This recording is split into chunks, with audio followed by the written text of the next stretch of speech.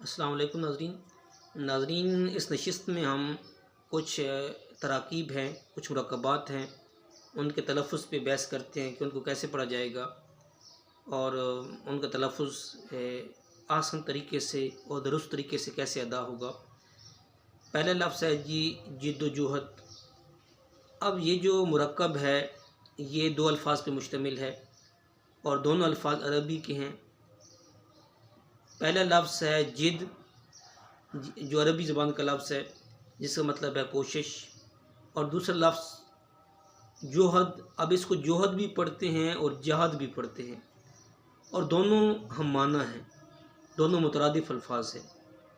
جہاد پڑھا جائے تو اس کا مطلب بھی کوشش ہی ہوتی ہے، اور جوہد پڑھا جائے تو اس کا مطلب بھی کوشش ہوتی ہے۔ تو اس مرکب کو دو طریقے سے پڑھ سکتی ہیں، یا جد و جہد بھی کہہ سکتی ہیں یا جد و جہد بھی کہہ سکتی ہیں۔ اس کے علاوہ کچھ لوگ جد و جہد پڑھ لیتے ہوتے ہیں، جہد پڑھ رہے ہوتے ہیں۔ اب اگر جد کو ہم جہد پڑھیں گے تو معنی چینج ہو جائے گا، کیونکہ جد کا مطلب کوشش ہوتی ہے، جبکہ جہد کا مطلب باپ آبا و اجداد کے لیے استعمال کیا جاتا ہے، جس کی جمع جد کی جمع اجداد ہے، آبا و اجداد، تو وہ معنی چینج ہو جاتا ہے۔ اس لیے یہ جو مرکب ہے جو دو مترادف الفاظ پہ مشتمل ہے اور دونوں عربی کے الفاظ ہیں، ان کو اس جو مرکب ہے اس کو دو طریقے سے پڑھا جا سکتا ہے۔ جد و جہد بھی کہا جا سکتا ہے اور جد و جہد بھی کہا جا سکتا ہے۔ اس کے علاوہ اگر اس کو کسی طریقے سے پڑھیں گے تو وہ غلط ہوگا اور وہ پڑھنا مناسب نہیں ہوگا، اور وہ تلفظ جو ہوگا وہ غلط ہوگا۔ اب ایک اور بعض طلباء پوچھتے ہیں کہ سر یہ جو ترکیب ہے قریب المرگ، کہتے ہیں کہ یہ غلط ہے، قریب مرگ ٹھیک ہے، تو اس کے پیچھے کیا ہے، اس کے پس پردہ حقیقت کیا ہے؟ تو ناظرین آپ کو بتاتا چلوں کہ الف لام، یہ قاعدہ ہے کہ الف لام تب استعمال کیا جاتا ہے جب دونوں عربی کے الفاظ ہوں۔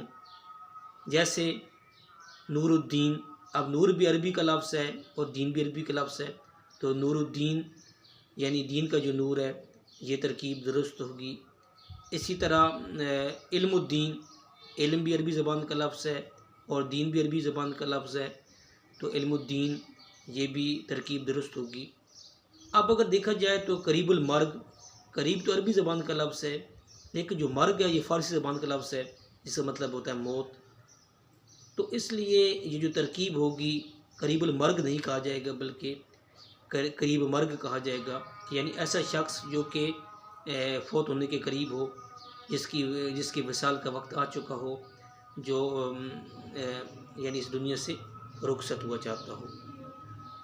اب ایک اور فارسی ترکیب ہے جس کو اکثر غلط پڑھا جاتا ہے اور وہ اسکرین پہ شو بھی ہو رہی ہوگی، بادل ناخواستہ۔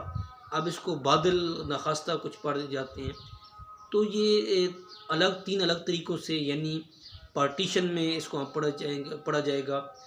پہلا جو لفظ ہے با، جس کا مطلب ساتھ، با ساتھ کے معنی میں استعمال ہوتا ہے۔ دل، یہ دل جو انسانی عضو ہے دل، وہ مطلب ہے۔ اور ناخواستہ، اب خواستن چاہنے کو کہتے ہیں فارسی میں، خواستہ چاہا گیا یعنی جس کی خواہش کی گئی ہو، اور ناخواستہ یعنی جو نہ چاہا گیا ہو۔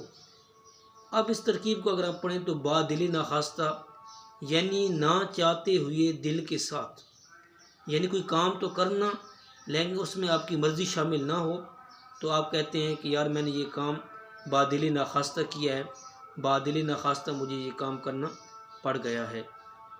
تو ان چیزوں کا خیال رکھا جائے۔ تلفظ کی ادائی بہت ضروری ہے، کیونکہ کسی بھی زبان کا تلفظ جو ہے وہ ریڑھ کی ہڈی کی حیثیت رکھتا ہے۔